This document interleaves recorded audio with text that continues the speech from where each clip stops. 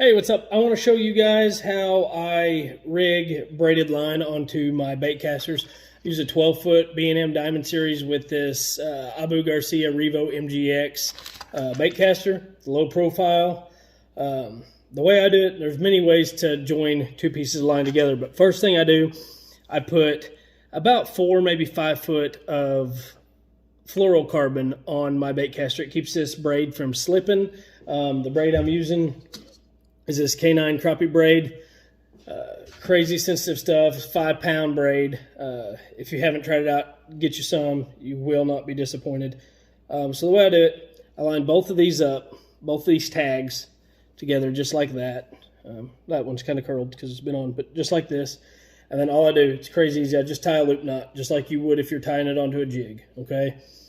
So I go through 1, 2, and a third time. There's 3 times. And all it does is pull it tight. You're left with a very small knot. It's not going to get in your eyes because you're not letting out.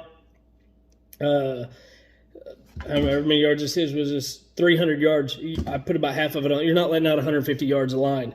So once I get those tied, here's my knot. Right there. Once again, make sure they're pulled tight because you don't want that coming off. And then I will come in here and just clip my tag ends off pretty close to that knot. Once they are clipped, then I can spool all this braid up on here. So you get this whole spool of braid on, and I keep it held pretty tight. Some guys just let it flop wherever or just reel it, but I hold it pretty tight as I'm reeling it on. And since I'm not casting this braid, I've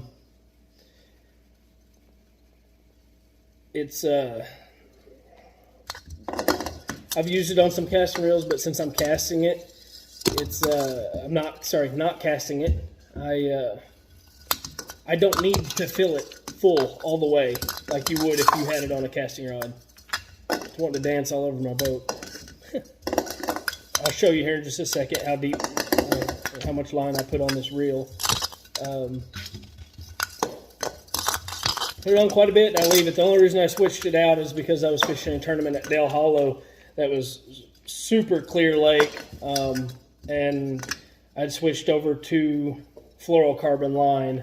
Just something a little bit more clear, so I didn't have to, they would have spooked, without a doubt, they would have spooked off some braided line. So here we go. We are to the point right here. Now I am full, or what I would consider full. So see, here's the cap of it right here. Got a pretty good chunk of line on that reel. That's all that I need. That's all that I need. So I'm going to spool this up, and I'm going to show you real quick how, in just a second, how I can save a slip bobber, or sorry, a slip sinker like that. How I rig my slip sinkers. So with slip bobber stops right there. I'll show you that in just a second.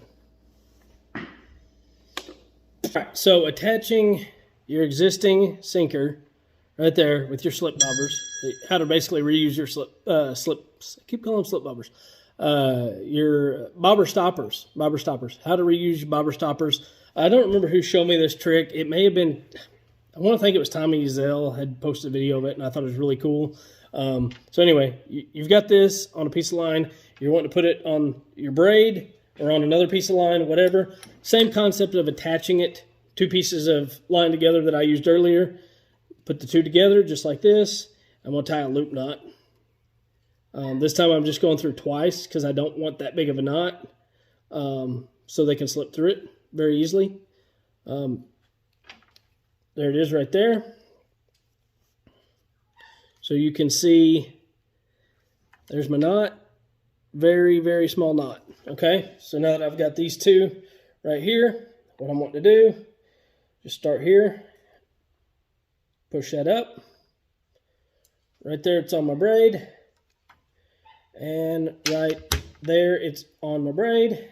So we went from it being on a piece of fluorocarbon to being on a piece of braid, just like that. right there. Check that out. Try it. Let me know if it works for you. I'm sure there's several ways to do it. That's just the way that I do it. That works for me. But anyway, thanks for watching.